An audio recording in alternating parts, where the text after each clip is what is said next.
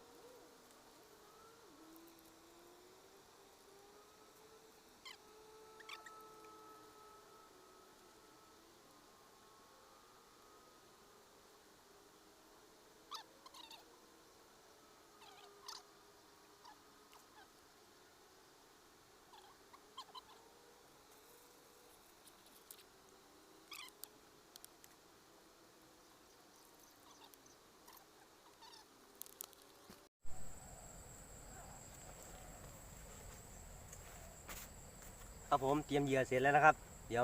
มาลองรับชมดูครับว่าวันนี้จะได้ตัวไหมลองตกหนาดินไปเทื่อแรกครับผมอาการเป็นไข้ยังไม่หายเลยนะครับเลิกงานครับผมรอแป๊บนึงครับให้ยุดเลยทายไหมนะ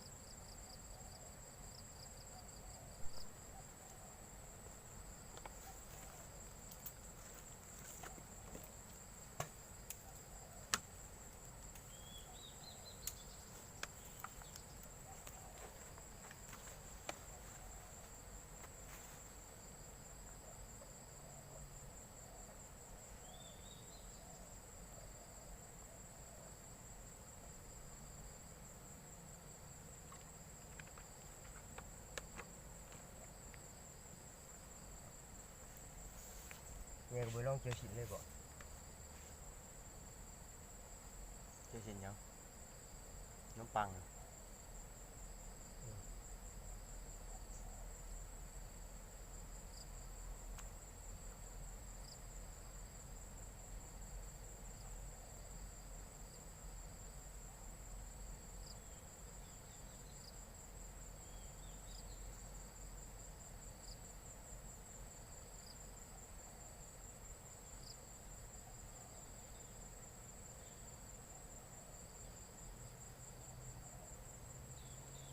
ลองเล่นหนาดินเมืองครับท่านผู้ชม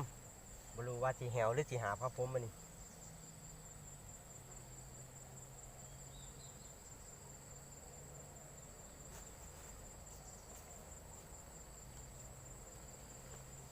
เตรียมไฟฉายมาด้วยนะครับผมโอ้โหดนะวะ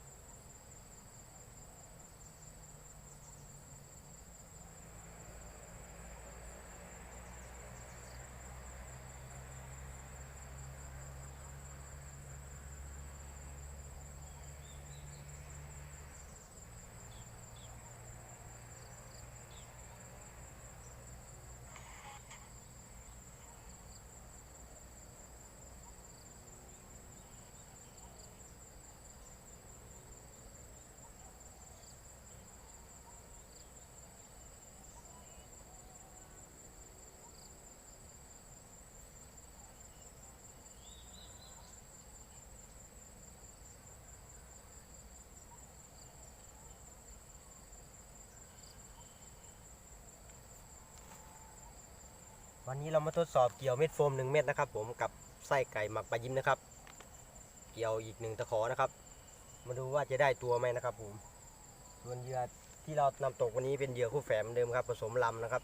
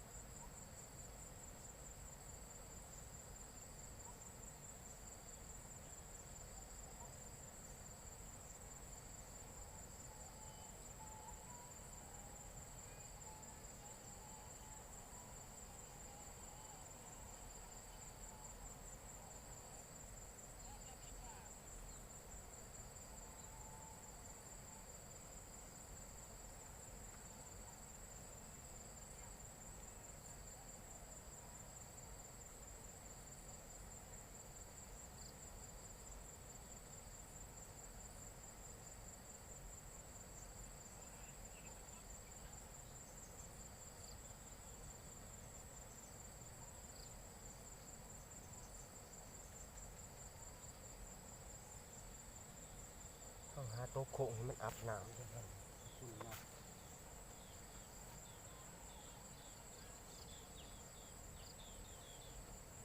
โอ้ยเหมือนปากกาขึ้นบบบบไปได้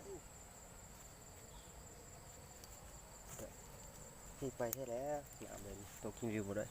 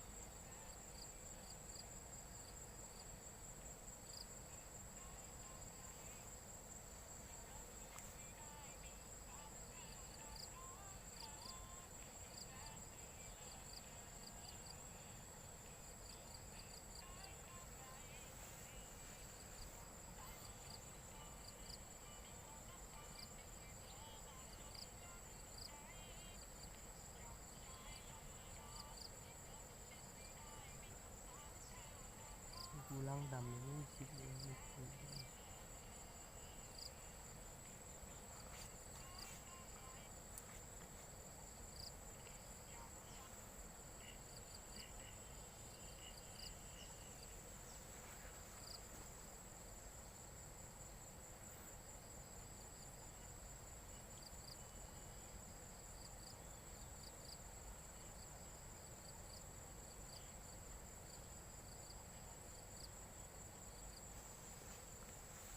ยาใหม่บ่สู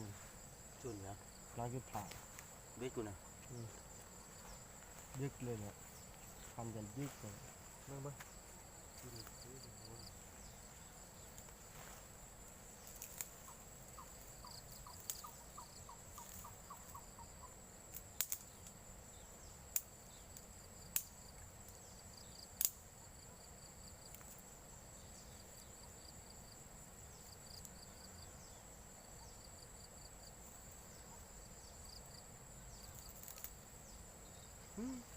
คือยังหรอกคือ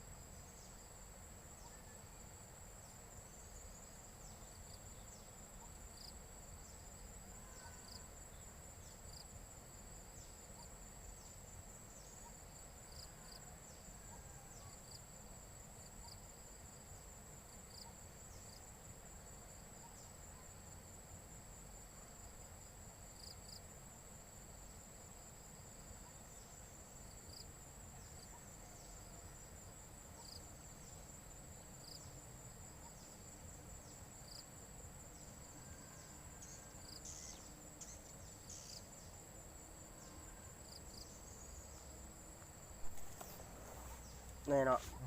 อายุนะหนามันหนึ่งดีนะอายุจุ่มด้วยกันเลยเลย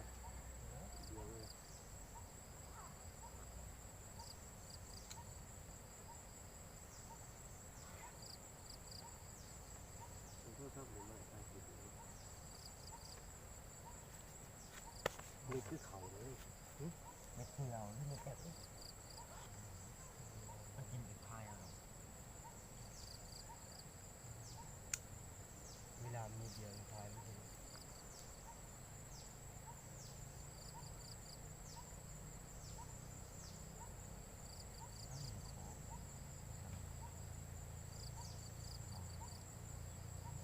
ตกบนปลาดูสากแรงขึ้นไม่รู้เลยเดียวไหลถามว่าตกแบบถึงสะพานนี้เนาะตอนนี้เขาโทษหลังผ่านตรงไปนี่เลยนะไม่ยาว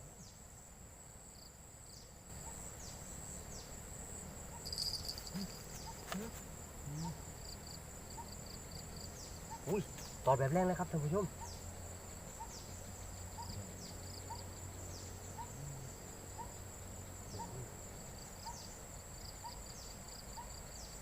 กระชากอย่างรุนแรงเลยครับผมบดทิศครับนี่แหละเดี๋ยวมันดูใส่ดีโอ้วันอย่าใส่เบิดเขาไล่มาอยู่ข้างในตรงนี้จะเอาอย่างนี้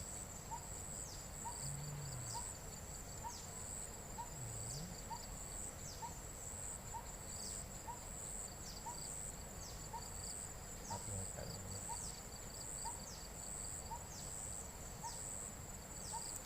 โอ้ยตกใจเลยท่านผู้ชม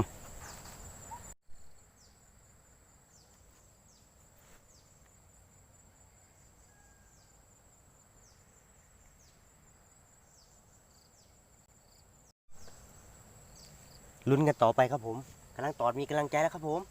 ท่านผู้ชมมีกำลังใจเริ่มมาแล้วครับกำลังตอดแทบกำลังตอดกำลังใจมาแล้วครับผมฝากนาๆที่เข้ามารับชมฝากกดติดตามเพื่อเป็นกำลังใจให้ผมด้วยนะครับผมขอขอบคุณสำหรับการติดตามเรื่อยๆมานะครับผมฝากกดติดตามด้วยนะครับเด้อครับลุ้นไปน้ำกันโอ้ยครั้งสุดท้ายแล้วตอก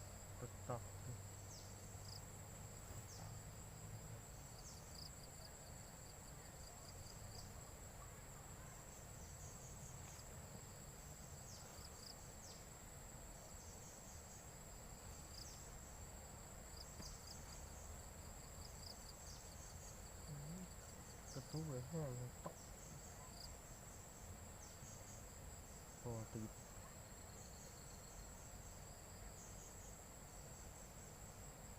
ร้อนเลยเนี่ยไปเบิ่งว่าวิธีเกี่ยวเขาน่ะแบบไหนซัดฟันปลาขับไปขับมาขับไป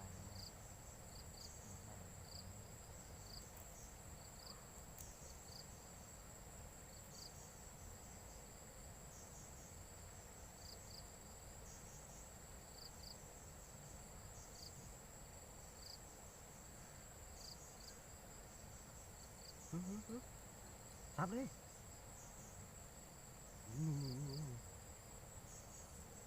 ซับเลยอยู่วะอยู่วะอยู่วะนี่ใส่วะเงาไปที่ปากกาครับเงาไปด้วยมันถิรุดว้าวมาแล้วครับผมท่านผู้ชมมาแล้วครับนี่นะครับผมมาแล้วปากกาครับผมแต้มแรกครับแต้มแรกใสสวยเลยครับนี่นะครับผมเหยื่อตกปลาคู่แฝดนะครับผมเราใช้เป็นเม็ดโฟมกับไส้ไก่หมักปลายิ้มนะครับผมเกี่ยวชิ้นนะครับจะสร้างยังไงใส่เอาถุงหนึ่งมาใส่เนื้อเรื่องจีคุปลาจะคุเรื่องไงมันจะไปนะว่างตะกอนเบ็ดน่ะเอาหนามขึ้นมานำนิดนึงนะครับผมใส่สวยไหมเนาะท่านผู้ชมฝากกดติดตามสำหรับปลาตัวนี้ด้วยนะครับเอาหนามมา หน้าดินครับหน้าดินคู่แฝดครั้งแรกนะครับผมหมานเลยครับเหยื่อเม็ดแรกนะครับหมานเลยครับผมปากกาครับถ้าว่ามีถังออกซิเจนจะเอาไปเลี้ยงอยู่ครับผมนี่จะเอาไปเลี้ยงไว้สระเจ้าของครับไว้ซ้อมมือนะครับผม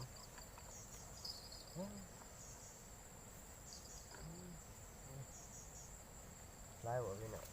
อย่าลืมกดติดตามกดกระดิ่งเพื่อเป็นกำลังใจให้ผมด้วยนะครับ เดี๋ยวชงไล่ให้หน่อยดูเลยยังมีไล่แล้วบ่ฮะ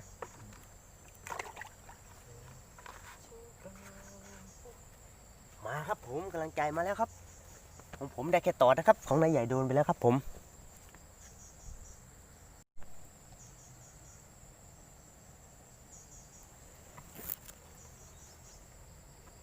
นี่เราหมองเกาเนี่ยล้างไก่นี่อยู่ไก่หรือมีไก่ตัวนี้ฮะ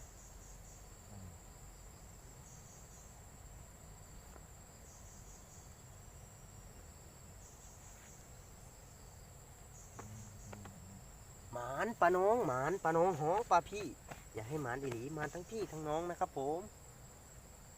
เสียงเปลี่ยนครับผมท่านผู้ชมเป็นไข่ครับผมออกจากปลาทุกอาทิตย์พอดีพายุเข้าฝนตกครับ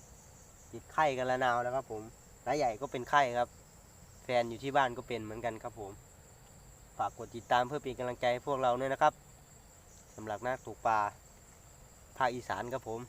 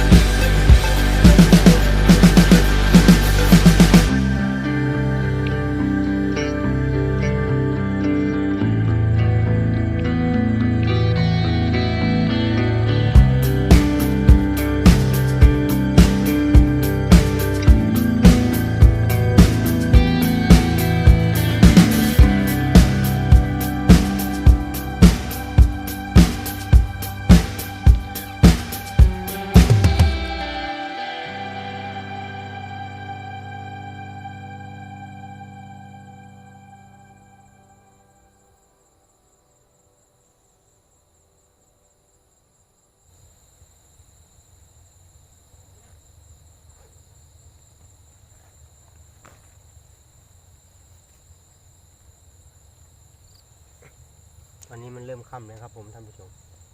ก็จะมองไม่เห็นนะครับ ผมก็จะพยายามถ่ายนะครับผมให้ท่านผู้ชมได้เห็นนะครับช็อตเด็ดๆนะ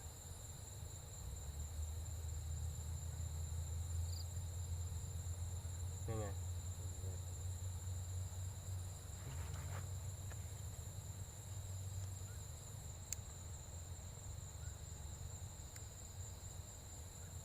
ใช่ครับ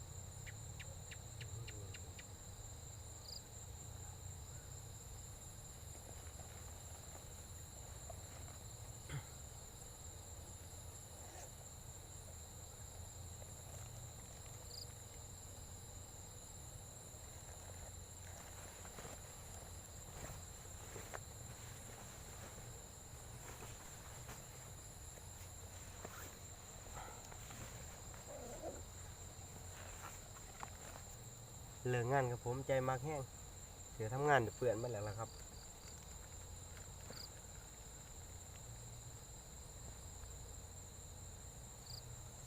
ตัวนี้เราเคยมาตกคิงหลิวแล้วนะครับผม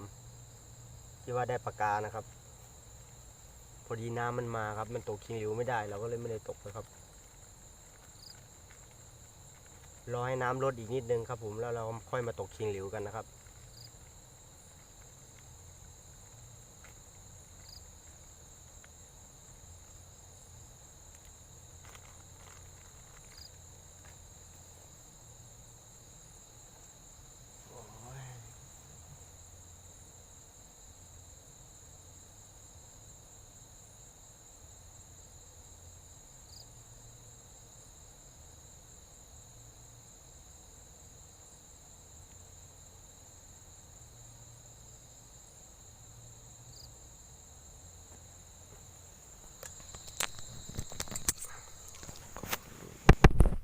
สรุปผลงานปลารวมนะครับผมตอนนี้เป็นเวลาค่ำแล้วครับผมเก็บของเรียบร้อยแล้วนะครับไปประมาณ1 ทุ่มครับได้ปลา1 แต้มนะครับผมปลารวมแล้วครับ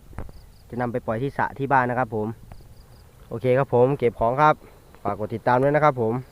หมายรับครับหมายรับครับผมปลาที่เราได้เราจะนำมาปล่อยที่สระนะครับผมแข็งแรงดีนะครับนี่ครับผมปล่อยสระนะครับเอาไว้ซ้อมมือนะครับผมวันอาทิตย์เราจะไปเหมือนเดิมครับ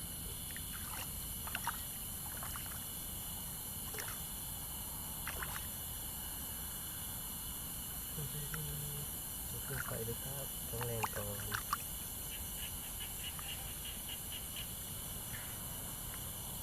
ไปเลยไปแล้วครับผมฝากติดตามด้วยนะครับผมปลาหลังบ้านครับผมทำเป็นบ่อปลานะครับ